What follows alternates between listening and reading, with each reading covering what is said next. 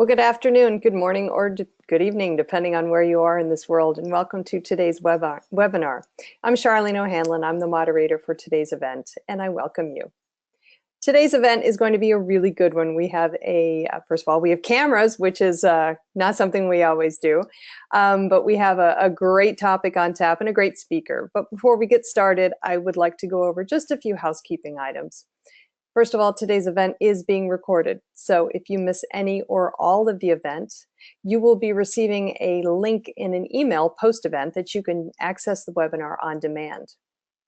And we are taking questions from the audience, so at any time during the webinar, if you have a question, just use that control panel, type in your question, and we'll take probably about 15 minutes or so before the end of the webinar to go over the audience questions. Okay, with that, I'd like to kick off today's webinar, which is Building DevOps in the Enterprise, Balancing Centralized and Decentralized Teams. Our speaker today is Jonah Cowell, who's VP of Market Development and Insights at AppDynamics. Hi, Jonah, how are you? I'm well. How are you doing, Charlene? Doing great, thanks. I'm going to go ahead and take myself off speaker and off camera and let you just dive right into your presentation. Sounds great. Thanks for the intro. Hi, everyone. Thanks for joining me today. I'm looking forward to sharing some of my insights, the things that I've observed over the years. A little bit about myself. I'm a VP at AppDynamics. I work in corporate strategy, and I do a lot of different things, including running our tech partnerships and building some new products with partners. But in the past, I've actually worked in the enterprise, and I've even consulted a lot for the enterprise when I was an analyst at Gartner, specializing in IT operations management. So I've kind of seen everything, and I'm always learning new things from our customers that I speak to very regularly. But as I dig in, I've got to share a little bit of legalese with you, unfortunately. And then we'll kind of dive right in. So there's a couple of polarizing topics in this presentation. Probably the first one is Conway's Law. And I like to talk about this a lot because it really helps us link and understand how teams organize and communicate oftentimes results in the type of product that they build.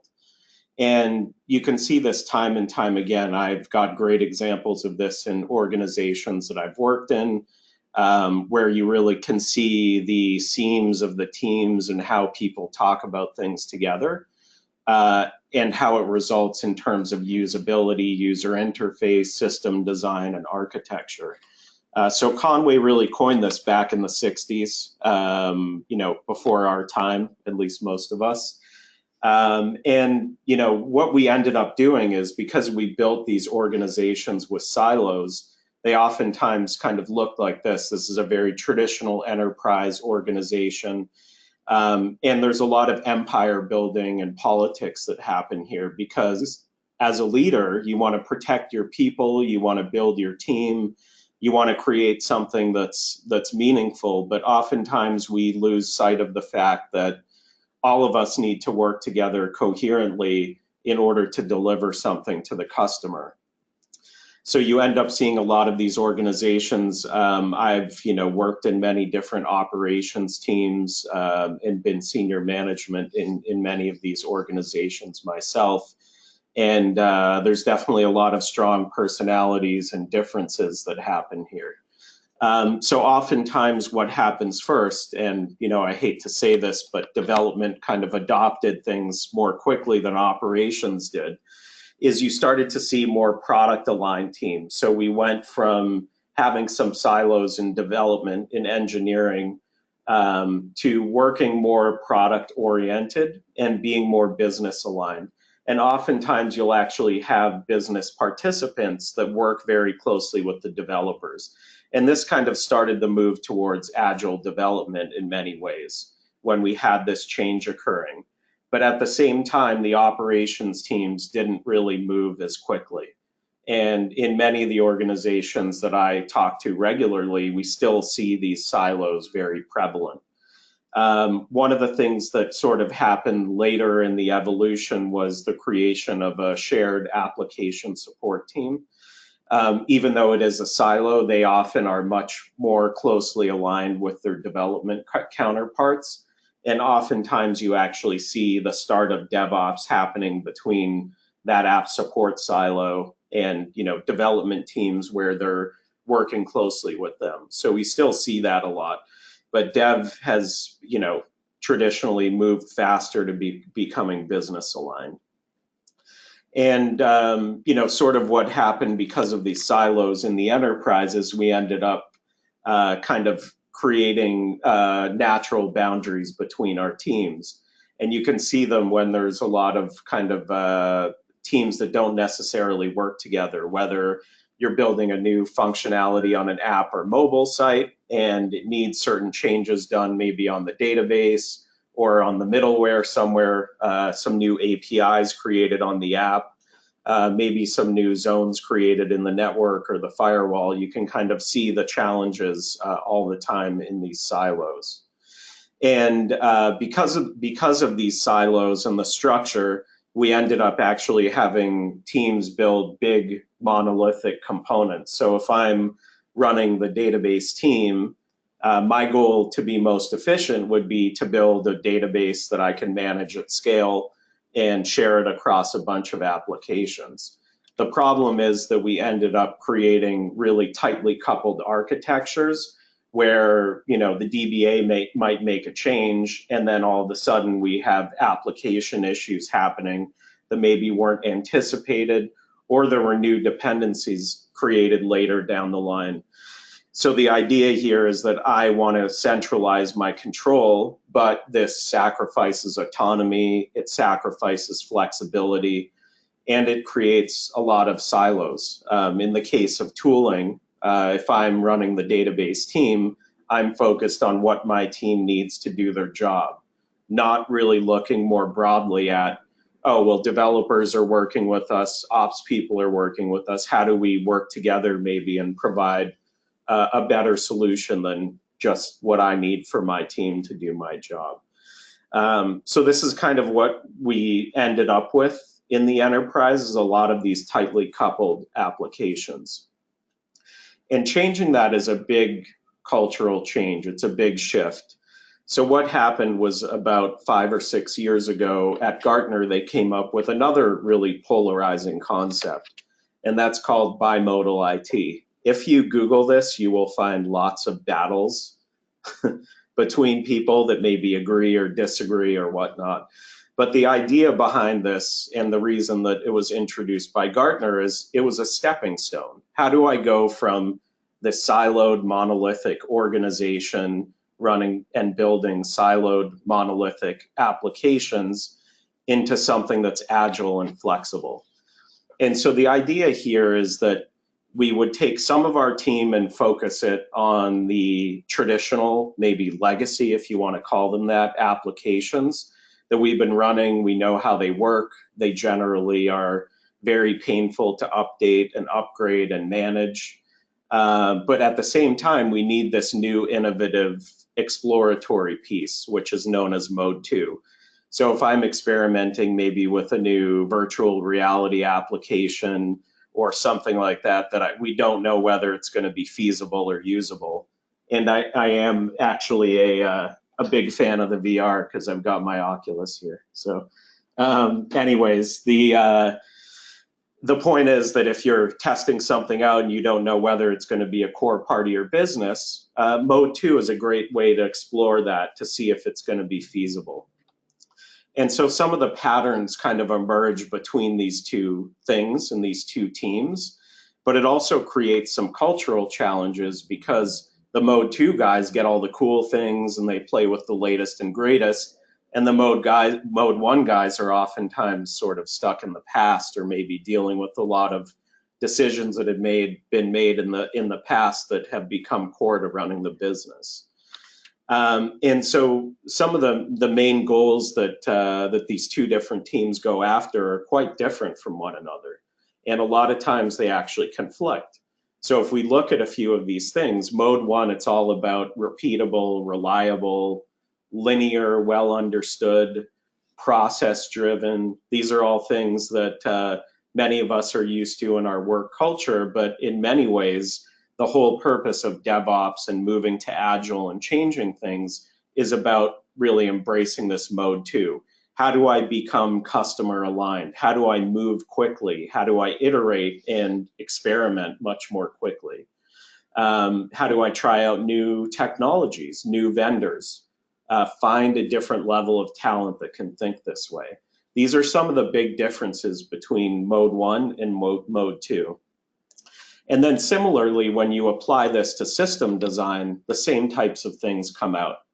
A lot of times there's much more autonomy. There's a choice of technologies, capabilities, where we should deploy, how we should deploy, how we're going to design our systems, decoupling things. These are all the types of patterns you typically see in a mode 2 versus a mode 1. So you can see there's a lot of, let's say, conflict just inherently between these two terms.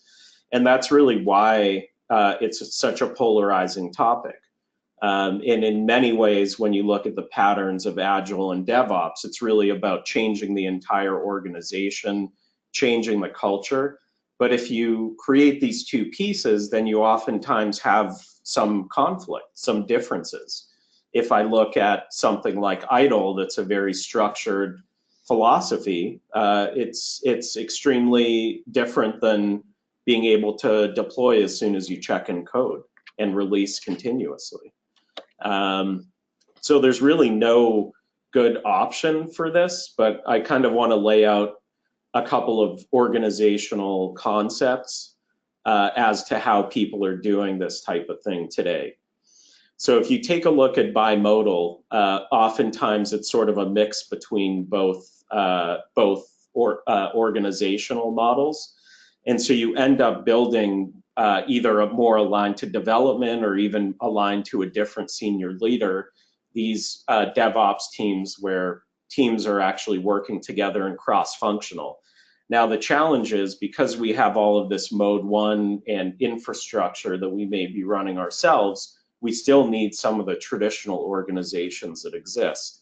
And so at the same time, you may have a traditional operations organization, you know, and the reporting structures can vary quite a bit, but oftentimes you'll see sort of both of these teams coexisting at the same time.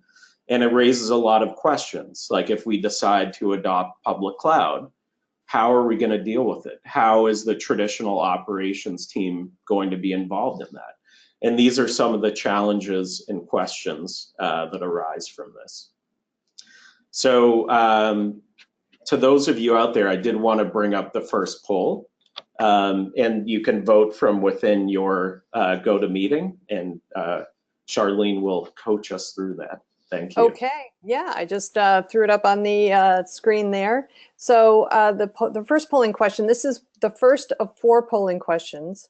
So the first one is, are you leveraging bimodal IT today? You can select one of the following: yes, no, I don't know what it is, and I'm not involved in IT. So go ahead and submit your response, and we'll give you guys about, I'd say about 25 more seconds, and then we'll go ahead and close it out. Take a look at how everybody answered. And I'm going to do a little play-by-play as this kind of starts to settle down. But yeah, this one is... We're doing pretty good. We normally get about a 70-75% response rate, so we're almost at 70% here. So yeah, just a couple more. Take it over the goal line, folks. All right, we're going to go ahead and close it out, and I'll share the responses. There you go. Cool. So interestingly here, if you look at the latest Gartner data, they actually say that roughly 60% of enterprises are running in a bimodal manner, and they do see that increasing. Here we're probably looking at 50-50. I mean, there are, you know, people that haven't voted. We probably have a lot of people on this webinar that are maybe not part of the enterprise. So seeing 50% here makes a lot of sense to me. Okay. but I think this is constantly evolving, and it kind of depends on the history of your company and your organization. So All right. let's hop back to the slides here. Okay, great. I'll go ahead and hide these. Cool, thank you. And we'll share all the polling results, probably on a blog, or you could always see them on the replay, because I think there may be some cool data that comes out of them. We do have 4 polls, so we finished the first one, and we have a few more through the presentation here. Some of the other things that happen are really breaking down applications that are monolithic and complex.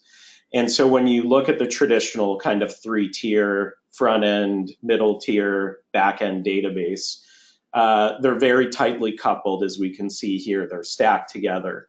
And a lot of times people will start to create some basic APIs, or maybe they implement it in an older style SOA foundation to help break those apart.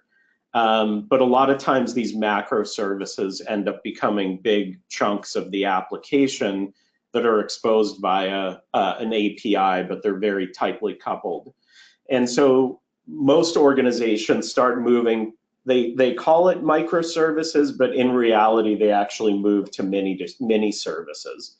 And what mini services are is it's basically breaking up larger application chunks and wrapping something in an API.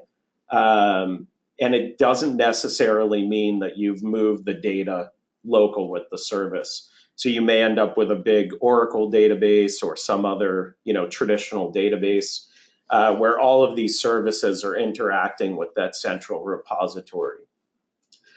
That's what Gartner calls, and I would agree with, a mini service. And this helps us increase our agility. We can start to release things a bit more independently. We can change APIs as we go. There's a lot of flexibility that this gives us. For organizations that really need scale and performance, or maybe need to adopt new cloud patterns, that's where microservices come into play. And these are very small, fine-grained features of an application. The data is co-located with the service, meaning they're tightly coupled with their own instance of the data. And therefore, you can update the data, change the data as you will, essentially, because there's no dependencies between the microservices. And really, this enables you to scale much better, but it creates a lot of complexity in things like data management. So there are definitely plenty of challenges that come with microservices. But the goal of microservices is typically web scale, and less so about just increasing agility, because we can do that with APIs and interoperability. So most organizations in the enterprise that I speak to call everything on this bottom piece here microservices, but in reality, most of them are in fact implementing mini services, and a few are definitely implementing microservices as well. So what we kind of see is that central IT is starting to catch up with the latest and greatest, especially when we start looking at these web scale or microservices architectures.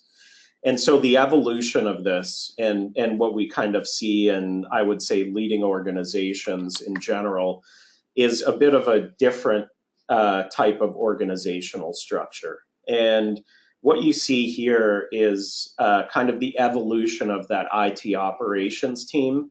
And now we've created a shared services organization. So this team is fully cross-functional across all of our products and teams, and they provide a shared service. So this could be things like SRE, site reliability engineering. How do I improve engineering in a repeatable manner to help us scale? A platform team, they may do things like building your private or public cloud, managing those services, really creating something that's scalable. You may have a shared support team that deals with initial triage or some customer requests that come in that are aligned in a cross-functional way across all of the products. They may own, some of these teams may own the overall user experience. because if we have a bunch of different product teams, but we're delivering a unified product, someone has to own that user experience, the customer experience. So oftentimes there are teams there that may own those pieces, and there's a lot of examples of that. But the idea here is that these are repeatable, reusable components across all of the different product teams. And yet another way to look at this in terms of the evolution of IT operations is kind of anything that's sort of on the outer edge of the architecture is handled by these platform teams. So it could be things like API gateways, authentication gateways, things like telemetry and monitoring, which of course I'll get into because it's my favorite topic, may be handled by a shared team. This doesn't prevent these smaller teams from making decisions, but they kind of have to live with the decisions. So if I decide on my microservices team, or what I call a product engineering team, that I want to build my own API gateway because there are certain things that I need in the API gateway that my central team doesn't provide me, I could run it on my own, but I would be taking on the burden of running that and managing that separate from the platform team. So it can create issues because everyone does have autonomy. You could, in theory, build your own, but there are definitely some conflicts that present themselves this way. And so the interesting thing that as we kind of move towards these platform teams is kind of the evolution of titles and what people believe they do. So we can look back in the day, we're talking 10 years ago or more, people were in IT operations. They typically managed infrastructure that was in a data center somewhere or co-location. They adopted things like IDLE in terms of a methodology for operations, and they used PCs. That's what people did. And then as things kind of got a bit more cross-functional and aligned and agile, we saw DevOps and Agile take off.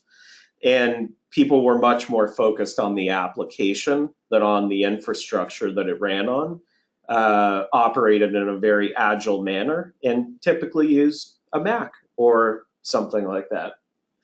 And now we kind of have this new role, and there's some great books and research. I'm sure there's a lot of great content, even on DevOps.com, on this new-ish phenomenon that came from Google. And the SRE is much more of a specialized engineer that focuses on automation. If I can spend 70% of my time building software instead of just keeping the lights on, I can create a scalable operating model. And that's the idea behind SRE, is really focusing on that. Naturally, it's an agile type of approach, incremental improvement, continuous release. And these guys typically run on Linux along with most of the applications that they manage out there. So it's interesting to see both the reality of as people change their titles, or people just changing titles and still doing the old things. So we'll kind of pay attention to that. But my second polling question to you is really about your organization and the way that you title people in your company or maybe in your team. And you can pick more than one here. So the idea is, do you believe that you operate in a traditional enterprise, product-oriented development, bimodal, DevOps, or it's a complete mess?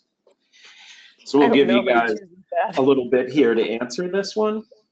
Sorry, Charlene, did you want to try? I just said, I hope nobody answers the last one. It's a complete mess. We've already got a few of those. Yeah, so. well, I guess there's no such thing as work nirvana then. All right, I do want to remind the audience that as you are making your selections with this polling question, this is the second of 4 polls. And also, if you have a question, that anytime during the event, go ahead and use the control panel. Jonah's brought up some really great points so far, so I'm sure we're going to have some really interesting conversations and questions near the end of the presentation, but go ahead and get your question in if you have one. Okay, I'm going to go ahead and close out the poll now and share the results, and it looks like we've got the majority of people who are in either traditional enterprise or product-oriented development. That's really interesting to me. I guess they could be one and the same, but it's I don't know. Those results kind of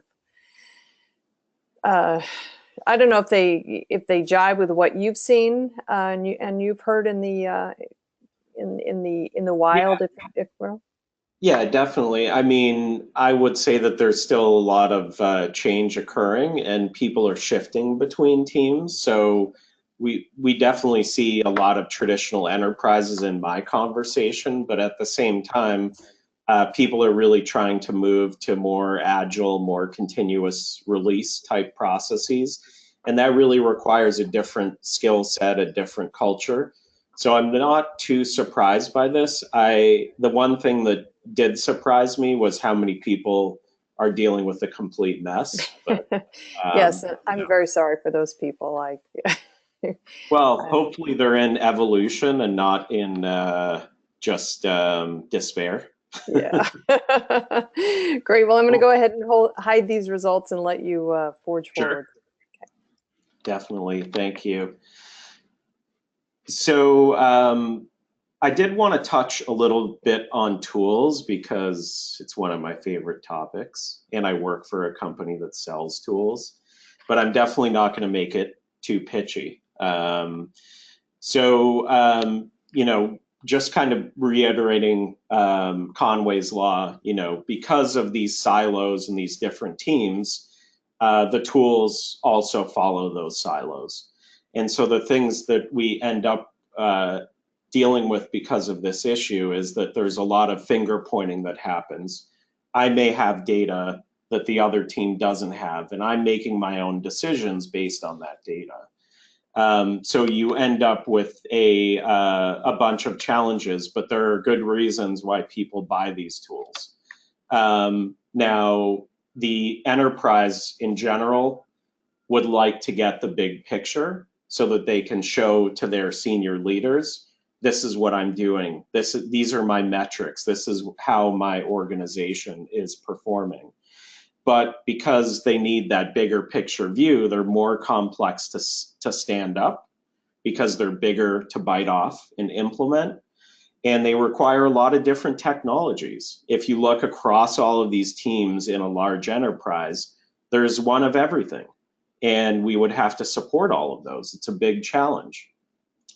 And then when you start to get into the individual features, a lot of these bigger picture tools are designed to point out where the problem is, but not allow you to go all the way deep to actually solve it.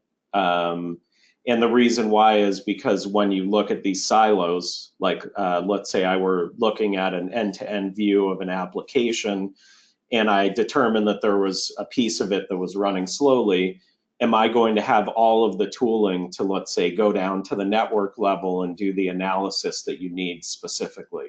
Probably not, because the network team has tools that they're very comfortable with, that they can do that root cause analysis with faster. The other thing is similar to that big picture view, SLAs are very important in shared organizations. Because you have to report back to your business stakeholders, which is definitely different when you start getting into these smaller teams. Adoption is a big challenge. This is one I see all the time. If a central organization buys a tool, getting the word out there, getting people to implement it and use it is a big marketing exercise. So it's pretty difficult. And it's also difficult because everything is cross-functional. So there's a lot of kind of challenges that come with the enterprise. And when you start looking at the smaller picture tools, like if I just were to buy one tool to deal with a part of my application, A lot of the infrastructure or shared services or maybe platform services become someone else's problem. So if you're using a public cloud, for example, most of that stuff off to the side is going to be your public cloud provider's problem, not yours. So if you start seeing performance issues or you don't think you're getting the right SLAs met, that's something you have to talk to your cloud provider about, for example. And so these tools that focus on just a piece of it are much more aligned to, let's say, DevOps, for example. And so there's sort of a different mentality for these tools specifically. So if I'm running a small team, I'm focused on my components, the things that I care about most, in order to keep my portion of the product up and running. I want them to be easy to implement because I have a lot of code to write and I have a lot of other things to do aside from monitoring and managing what code I do write. And so a lot of these teams end up choosing what they want to use. They provide a more simple view, maybe just focusing on high-level metrics. But because the user experience is all of these different teams working together to deliver an app, you oftentimes lose sight of the user. You lose sight of the importance of measuring and understanding end user experience. And so it's also an issue because there isn't a centralized team, and so it's hard to understand who's responsible for the team. So if another DevOps team decides to use the tool that you're using, do you manage their implementation? Do they manage yours? How do you work together? So there's a lot of challenges. And ultimately what you end up with is too many tools, just like this guy. So you end up with a lot of different tools that have conflicting capabilities or similar capabilities implemented in silos that don't really give you the big picture. But many times they're fit for purpose and they do a great job for what that team really needs. So one of my favorite questions to ask is our next polling questions about your tools. So what types of tools does your organization use? Is it a traditional enterprise tooling, mostly focused on infrastructure? Some vendor name examples in there. Second would be gaining a lot of popularity as open source. This could even be older stuff like Nagios, but more modern stuff like Prometheus, Elasticsearch Stack, commercial APM tools like what AppDynamics does and some of our competitors, log management. So these would be folks like Splunk and Sumo Logic are some really popular ones out there. And then there's a lot of time series tools out there as well, a couple of leading ones listed there. So pick as many as you want. I'm sure you use more than one of these. So Charlene, anything to add? Yeah, I think we've got a pretty decent, voting is happening at a pretty decent clip here. But while we're waiting for the stragglers to come in, just a quick reminder that questions will be asked and answered near the end of the webinar. So if you have a question for Jonah, please just use your control panel, go ahead and get your question. And we've gotten a couple really good ones in so far. So I'm looking forward to the question and answer period. Okay, I'm gonna go ahead and close it out here and we'll take a look at the results. Yeah, it looks like traditional enterprise is winning the day here. Yeah, well, I mean, a lot of these tools have been implemented over many, many years, so they continue to exist. It's really hard to replace these once they're in place, but thankfully, it looks like folks are augmenting their lack of flexibility and capabilities with some newer commercial tools, whether that's APM or log management. And this definitely reflects what I see. Log management, I would say, matured a bit before APM, but now APM has gotten that maturity, and there's a lot of people adopting APM tools as well. So there's definitely, I'm actually kind of surprised that open source is as low as it is. Yeah, me too. Otherwise, it jives with what I see for sure. All right, great. Well, I'm going to go ahead and hide these results. Yep, definitely. Cool. So I guess the next one is another poll. This is the last one, and then we're going to kind of wrap things up and jump into questions. All So right. for the last poll, this one I have no idea how it's going to come out, but does your organization standardize on monitoring tools? And there's a few options here. Yes, and it's hard to get around it. Yes, but the teams can choose their own adventure. No, each team picks what's best, or no, each team picks what's best, but we have a standard set of tools or menu of tools. And then number 5 is Wild West. It's a complete mess again. Yeah. All right, great. All right, we've got a pretty decent number of folks who have voted. We'll give it another few seconds, and then we'll go ahead and throw the results on the screen. Yeah. And let's see. Okay, we'll go ahead and close it now. Okay. Sharing the results. Okay. Yes, and it's hard to get around it. Yeah, that I have to say, that answer actually does not surprise me. Yeah, but I think things are changing as these organizations shift to something that's more agile and more autonomous. You have to give people the choice to pick their own tools. And a lot of that does happen. I mean, I see it in our customer base where they may have standardized on our solution, but they also have other solutions, either that they've brought in because of M&A or other changes in the organization. But with the future being agile, teams have to have somewhat of their own choice, so you can't force it. But at the same time, if you need to measure something with a big picture view because you're an enterprise, there does need to be some standardization. So it's a tricky balance for sure. Yeah, okay. All right, great. Well, I'll go ahead and hide these results. Great, thanks. So I did want to wrap up with a few next steps and talk about a little bit about some of the next webinars. I'm kind of always trying to do these pretty regularly because I like to put this together, get the feedback, have the discussion.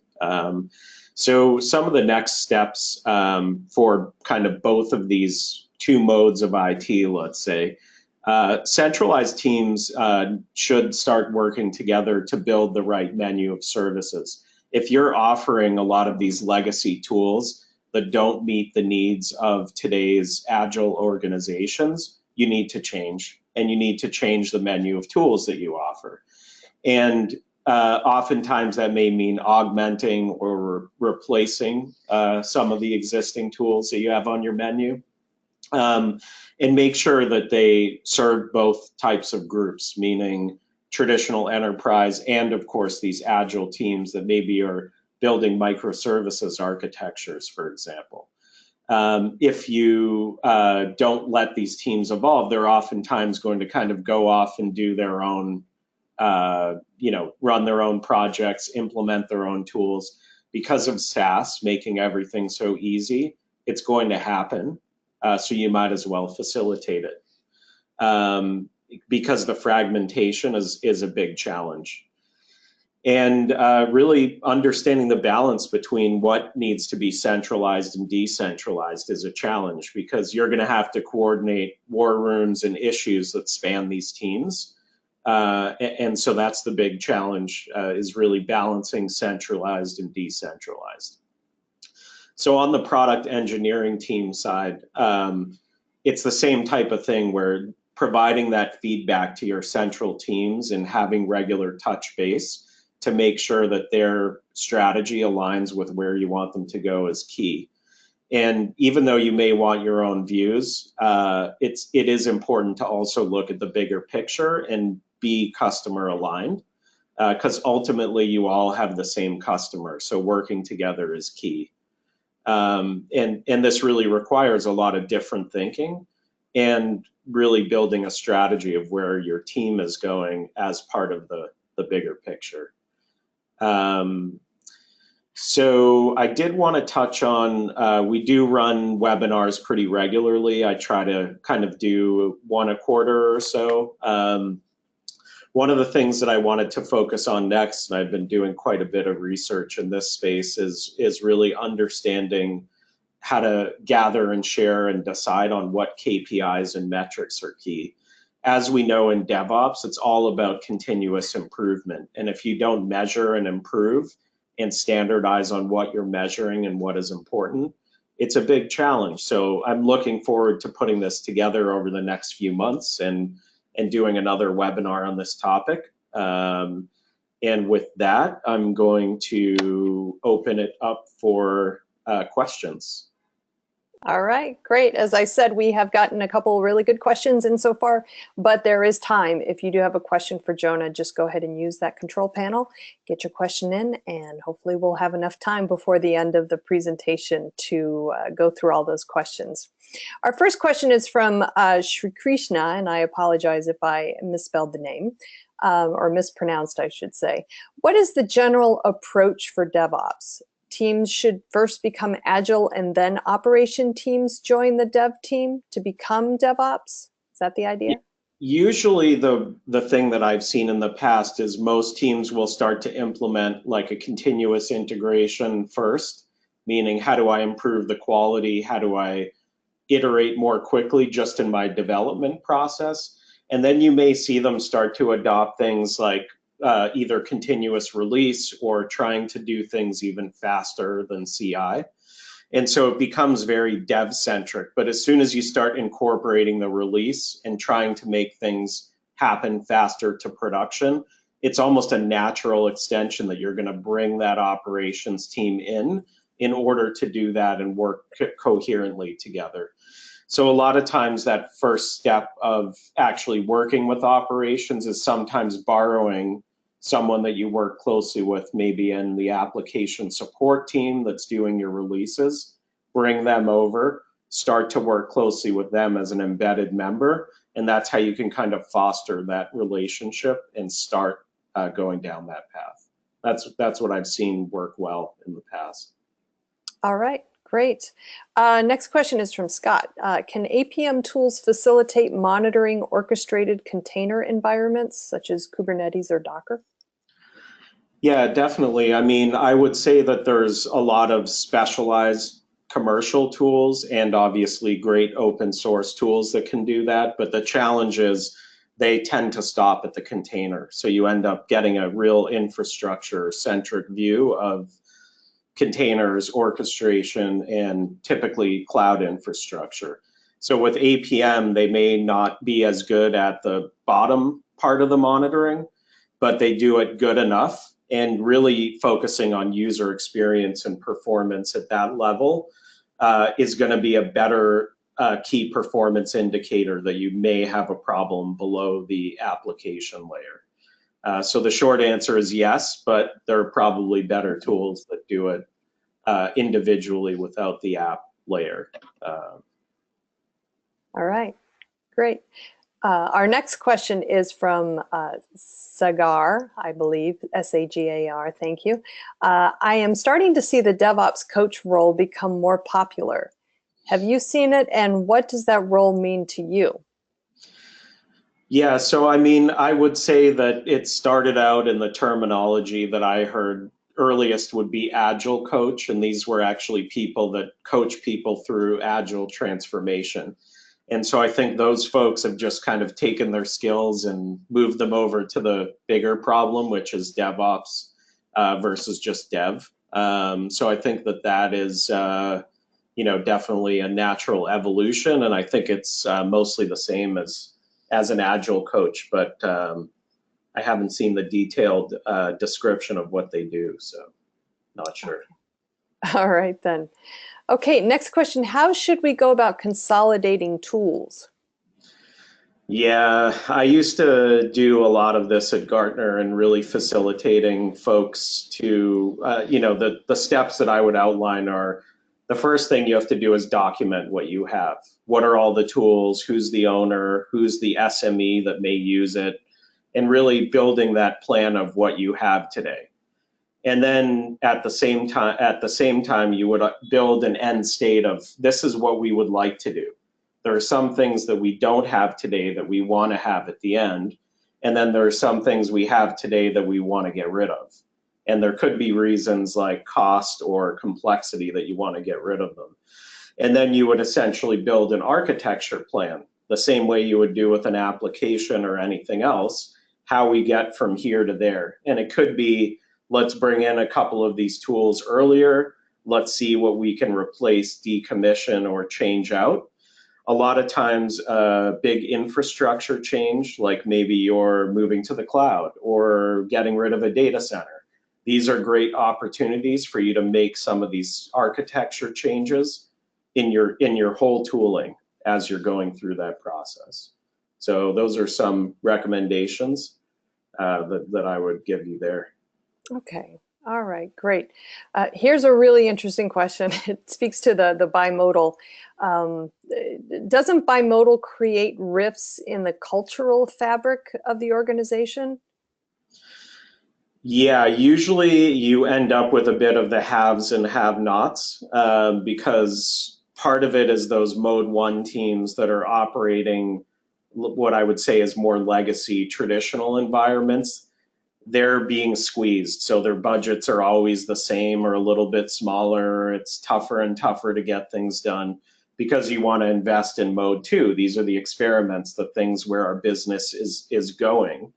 And so there's a lot of challenges, related to that. And sometimes people will move between these two different teams and organizations. Sometimes you have rotations where maybe we'll take one guy from the storage team, embed him into one of these product teams for a quarter, rotate someone out.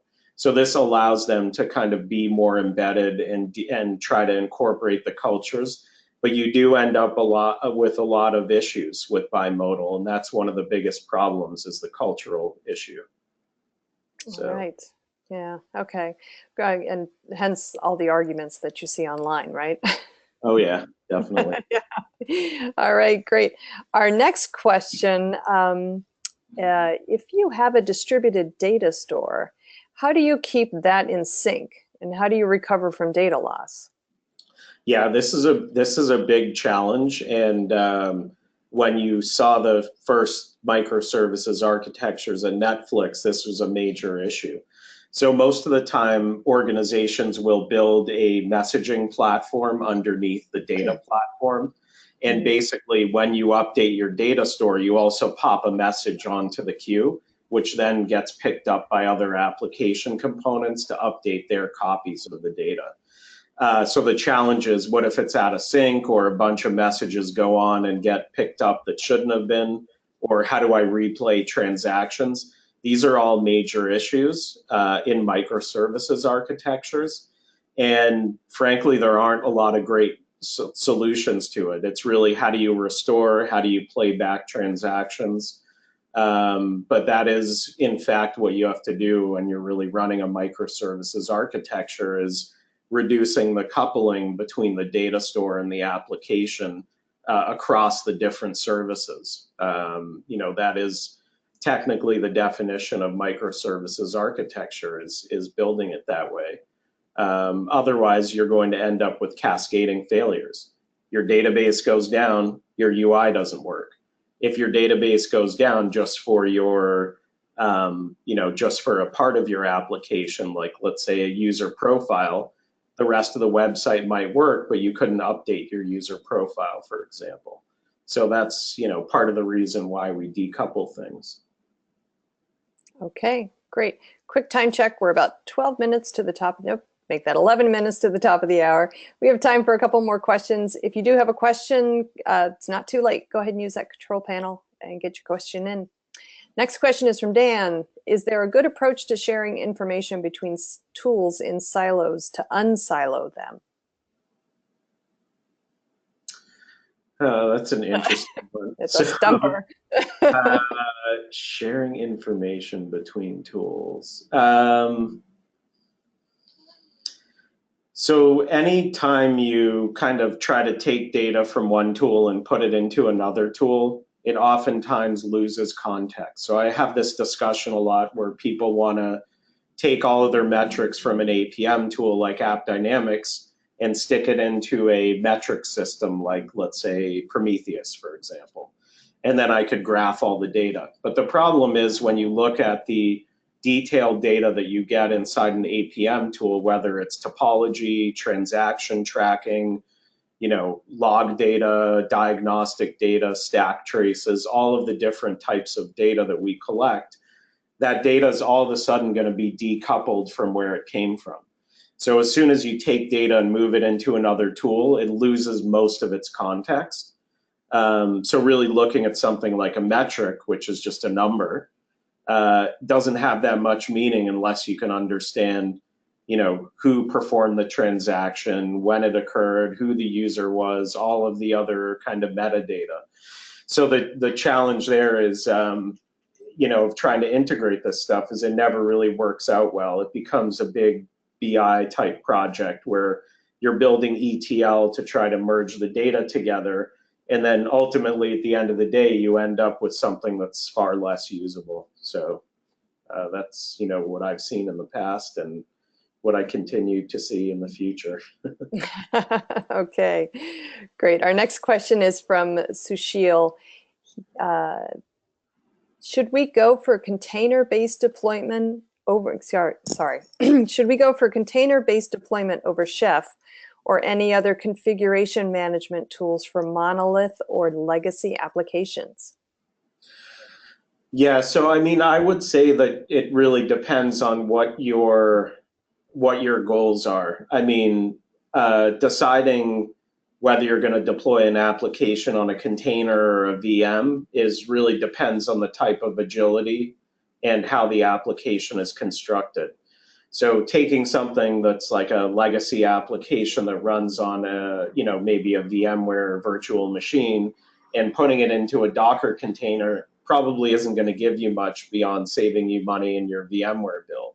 But it's not going to give you flexibility. It's not going to give you any of the advantages of containers. So really thinking about where things are going and whether you want to change things or not should dictate whether you want to migrate and what types of tools you want to use. For organizations that have a lot of expertise in something like Chef, trying to recreate all of that using native container tools may not be beneficial. It really depends on how much time you spend and the expertise you have, with that tool. That's what I would say. Okay, great. Our next question, if our team is so busy with operational responsibilities, how do we create or transition to an SRE type of role? Yeah, so a lot of times you'll sort of get a couple of teams. Sometimes it may be called a SWAT team or a specialist team that is kind of carved off to do this type of thing.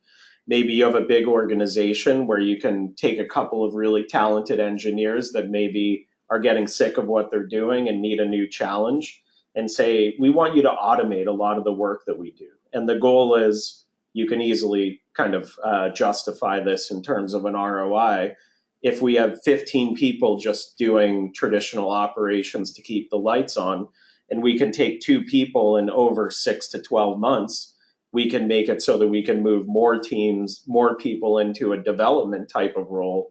As long as you have the right type of skills where your operations engineers can write software, then it should work out well and you can build the ROI around that. The challenge is if you don't have the right people, which is often the case, the people that do operations may not be able to write any code. SREs need to code. It's not an option. It's a key tenet. So the hiring process, when you look at Google for a software engineer and an SRE, is exactly the same because they're software engineers. And so that's the big shift, that most of the people in operations don't write software. And so it's a challenge to find the right people to build that team out.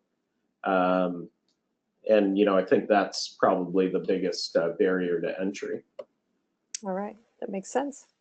Okay, our next question. Let's see, Sri Krishna once again sent in a great question. While we are transforming the enterprise to adopt DevOps, do we also need to consider DevSecOps?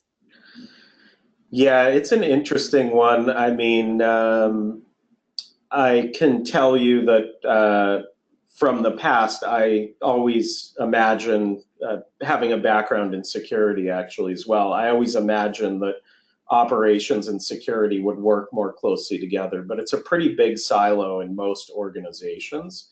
And I don't really see that changing. Now, the difference is in forward-looking or modern organizations that don't have the legacy, it seems to work much better together, but there is still a silo between the security folks and everyone else. I do think it needs to change, but I haven't seen any evidence of it changing at all. So I'm kind of skeptical that it's going to change, because I could say in 5 years it's going to change, but going back 5 years, I said it was going to change and it never did. So we'll see. Yeah, that's bad news for the industry, I think. Maybe it's just moving a little slower than maybe other areas are, but I sure hope you're wrong about this. I guess we'll see. We'll see. Okay, our next question is from Sitarama, who asks, what are the tools AppDynamics sells and how are they related to DevOps? Okay, big so sell I guess now. he wants a job, like giving me being up Right. questions. So I didn't really talk about what we what we do, but we are an application performance monitoring company. We do monitor from end to end, so browser and mobile, all the way to the back end into the infrastructure. We focus on a lot of different languages in the middle tiers. And then we monitor infrastructure. So that's things like, servers, network storage. We do things like monitoring Docker containers, and we have a lot of new stuff coming in that area. We look at network performance. We're part of Cisco. So we actually have some pretty cool products that do distributed network analysis. So there's a lot of different things that we do. And when it comes to DevOps, we help people release software faster of higher quality, because they use our tools throughout the development lifecycle and in production. It allows you to troubleshoot and see what's happening and release software more effectively and more accurately than you would have in the past. It really gives teams the right type of data to make the right decisions and to understand when maybe a release didn't work out and we have to roll back. So there's a lot of different scenarios that we focus on and that our customers use us for, and continuous integration and continuous release are very ripe areas and use cases for APM. So. All right, great. Well, we're looking at about 3 minutes to the top of the hour, so we're going to go ahead and close out the question and answer session. Thank you to everybody who submitted such great questions. And if for some reason we didn't get to your question, I apologize. I'm sure Jonah will be happy to follow up with you offline. Thank you, Jonah, very much, and thank you to the audience. I do want to remind you all that if you missed any or all of today's webinar, fear not. It is being recorded, so you will receive a link after the event that will take you to the webinar on demand. The webinar is also going to be on the devops.com website, so you can always check there. And while you're there, go ahead and take a look at all of the other webinars that we have planned for you, as well as all the other webinars that we have on demand. Jonah, thank you so much for coming and giving such a great presentation. Lots to learn, and it was a really, really interesting discussion. Thank you so much. Great. Thanks, Charlene. Thanks, everyone, for joining. All right. Have a great day, everybody. Signing off.